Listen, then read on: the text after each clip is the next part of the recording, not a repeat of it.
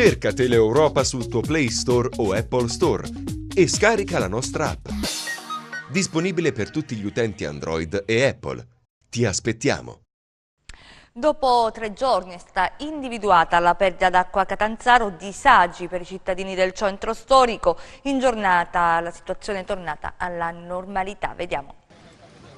Cittadini in fila per rifornirsi d'acqua presso le autobotti messe a disposizione dalla Protezione Civile. È accaduto a Catanzaro, dove per 3 giorni i rubinetti sono rimasti a secco. Motivo? Una perdita sulla rete idrica comunale, individuata ieri sera in via Indipendenza. Per tutta la notte sono andati avanti i lavori per riparare il guasto. A rendere complicato l'intervento la presenza di tubi e cavi elettrici che ostacolavano lo scavo. Solo questa mattina alle 7:30 sono stati portati a termine i lavori. Certo che sono stati 3 giorni davvero da incubo per i cittadini. Tutto è iniziato mercoledì mattina, quando la zona è rimasta senza acqua per un guasto alla rete idrica. Il problema però è stato individuare la perdita, già perché è stato un vero e proprio rompicapo localizzare la rottura, in quanto non sono state evidenziate tracce d'acqua in superficie, e mentre gli operai tentavano di individuare il guasto, i cittadini del centro storico, per approvvigionarsi del prezioso liquido, facevano la spola tra le abitazioni e le autobotti. Ieri non è venuto nemmeno acqua a mezzogiorno, ma non lo so se arriverà oggi. Ho visto che un goccio d'acqua sta arrivando, penso che dovrebbe arrivare,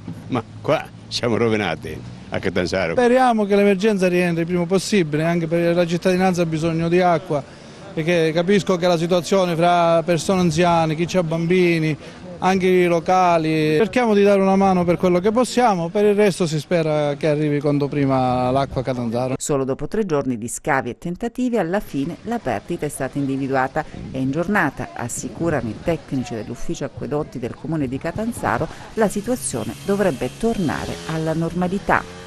Cerca Teleeuropa sul tuo Play Store o Apple Store e scarica la nostra app. Disponibile per tutti gli utenti Android e Apple. Ti aspettiamo!